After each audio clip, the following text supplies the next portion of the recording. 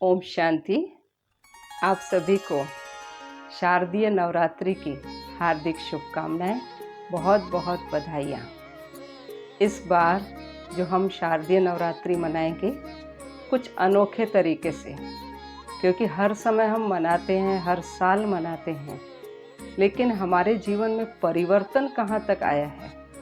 इस बार स्वयं में एक परिवर्तन करते हुए शारदीय नवरात्रि मनाएंगे तो बहुत बहुत अच्छा होगा। और इस बार प्रजापिता ब्रह्मा कुमारी ईश्वरीय विश्वविद्यालय कोरबा शाखा द्वारा प्रतिदिन 9 दिन तक आप चैतन्य देवियों के मुखारविंद से सुनेंगे कि इस बार हमारी ये चैतन्य देवियाँ अपने भक्तों के लिए क्या इशारा लेकर के आई हैं और कैसे हम अपने जीवन को परिवर्तन कर सकते हैं। वास्तव में नवरात्रि शब्द ही अपने आप में एक बहुत सारा रहस्य लिए हुए है। आज हम रात्रि तो प्रतिदिन देखते हैं, लेकिन नवरात्रि में कौन सा अर्थ छिपा हुआ है। जब परमात्मा इस धरती पर आते हैं तब इन साधारण दिखने वाली मात्र शक्ति को एक दुर्गा शक्ति के रूप में, एक चैतन्य शक्ति के रूप में इस संसार के आगे दुनिया को दिखाते हैं कि ये नारियां साधारण नहीं हैं, इनमें अद्भुत शक्तियां हैं। आज हम सोचते हैं जो मंदिर में मूर्ति स्थापित है सिर्फ वही देवी है, लेकिन नहीं। आज जो घर में हमारी माताएं बहनें हैं, जो साधारण दिखने वाली नारियां हैं, उन नारियों को ही बताया गया है कि कैसे उनके अंदर वो शक्तियां हैं। आज हम देवी को देखते हैं 8 भुजाधारी दिखाते हैं, अष्ट शक्तिधारी, और हर हाथ में शस्त्र दिखाते हैं। उन शस्त्रों का भी आध्यात्मिक रहस्य है। आज हर नारी अगर सोचे तो उसकी वो 8 भुजाएं उसके अंदर है, वो शक्ति उसके अंदर है। किस तरह से? आज देखिए, सवेरे सवेरे जब एक ग्रह की नारी जब सवेरे उठती है तो जल्दी जल्दी वो नहा धो कर के किचन में आती है, और वहीं से अगर कोई घंटी बजाता है तो वहाँ भी दौड़ के जाती है। अगर कोई पति आवाज़ दे रहा है तो वहाँ भी दौड़ के चली जाती है। बच्चा कुछ मांगता है तो वहाँ भी चली जाती है। या सास ससुर को कुछ चाहिए तो वहाँ भी वो नज़र दौड़ के जाती है। तो सभी की आवश्यकताएं वो पूरी करने लग जाती है। क्या ये सिर्फ साधारण नारी है? नहीं, उसमें कितनी शक्तियाँ हैं, कितना अदम्य साहस है, जो इतने सारे काम वो एक साथ निपटाती है। आज कई नारियां घर का भी संभालती है और बाहर नौकरी भी करती है, तो कितना उनके ऊपर दायित्व हो जाता है। तो हर नारी घर में रहते हुए यही अनुभव करे कि मैं वही देवी, अष्ट शक्ति स्वरूपा देवी हूँ, और न सिर्फ मुझे घर परिवार का, लेकिन विश्व कल्याणी बन विश्व का कल्याण करना है। न सिर्फ एक बच्चे का लालन पालन, लेकिन पूरा संसार, पूरा विश्व ही जिसका मुझे लालन पालन करना है। तो आज ये ब्रह्मा कुमारियाँ उन अपने कर्तव्यों को समझते हुए जब विश्व स्तर पर कार्य करती हैं, तो सचमुच ये साधारण दिखने वाली बहनें कितने बड़े बड़े कार्य कर लेती हैं।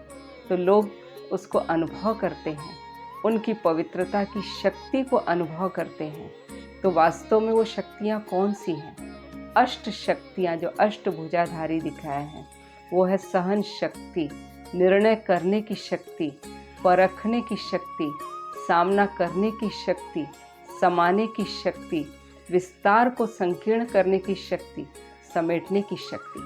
तो देखिए, आज जीवन में कहीं कहीं इंसान को सहन करना पड़ता है, कहीं कहीं समाना भी पड़ता है, कहीं कहीं सुनना भी पड़ता है, कहीं परखना भी पड़ता है, कहीं किसी बात में डिसीजन भी लेना पड़ता है। तो ये सारी शक्तियाँ हमको दैनिक दिनचर्या में ज़रूरत होती है। तो न सिर्फ नारी को इसकी ज़रूरत है, लेकिन आज पुरुष वर्ग को भी इसकी ज़रूरत होती है। तो हम ये न सोचें कि नारियाँ ही सिर्फ देवी हैं, लेकिन नर शरीर में जो बैठी हुई आत्मा है, वो भी कभी न कभी किसी जन्म में नारी चोला धारण करती है। तो पुरुष को भी इन अष्ट शक्तियों की, या कहें हर मनुष्य को इन अष्ट शक्तियों की आवश्यकता होती है। तो आइए हम जानते हैं कि इस नवरात्रि में ये अष्ट शक्तियाँ कैसे हम अपने अंदर लाएं। ये साधारण सी दिखने वाली बहनें जब परमात्मा से अपना कनेक्शन जोड़ती है और लोगों को भी उनका कनेक्शन जुड़वाती है, तो कनेक्शन जोड़ने का माध्यम है राजयोग। और प्रजापिता ब्रह्मा कुमारी ईश्वरीय विश्वविद्यालय की महत्वपूर्ण शिक्षा राजयोग ही है, जिससे हमारा मन शांत होता है, मन एकाग्र होता है और ये अष्ट शक्तियाँ हमारे जीवन में आती हैं। तो इस बार हम सभी संकल्प करें कि इन अष्ट शक्तियों को अपने जीवन में लाना है, राजयोग सीखना है और अपने जीवन को सरल बनाना है, खुशनुमा बनाना है। तो कहते हंसते रहो, मुस्कुराते रहो, तो ये जीवन आसान हो जाएगा। तो राजयोग के द्वारा हमारा जीवन ऐसा ही आसान बनता जाता है। तो कहते हैं ये जीवन बहुत सुंदर है, इसे और सुंदर बनाया करो। जब भी किसी से बात करो, मुस्कुराया ज़रूर करो। तो मुस्कुराने में तो कोई खर्च नहीं लगता। तो हमें ये देवियाँ 9 दिन यही संदेश देंगी कि कैसे हमारा जीवन शांतिमय हो, सुखमय हो, आनंदमय हो। हम खुद प्रसन्न रहें, अपने परिवार को प्रसन्न रखें और अपने जीवन में आई हुई बुराइयों को सहज ही निकाल करके बाहर कर दे, जो कि नवरात्रि के बाद एक प्रतीक दिखाया दशहरे के रूप में। उस दशहरे का अर्थ लेकर हम अगले एपिसोड में आएंगे। लेकिन आप 9 दिन तक 9 देवियों से चैतन्य स्वरूप में उनकी भावनाओं को सुनेंगे, तो आपको पता चलेगा कि इनकी वास्तविकता क्या है। आइए आगे के एपिसोड में चलते हैं शैलपुत्री की तरफ। शैलपुत्री देवी जो प्रथम देवी कही जाती, वो हमसे क्या कहने आ रही है, कल के एपिसोड में हम उसको देखेंगे। ओम शांति। पुनः नवरात्रि की आप सभी को बहुत बहुत शुभकामनाएं।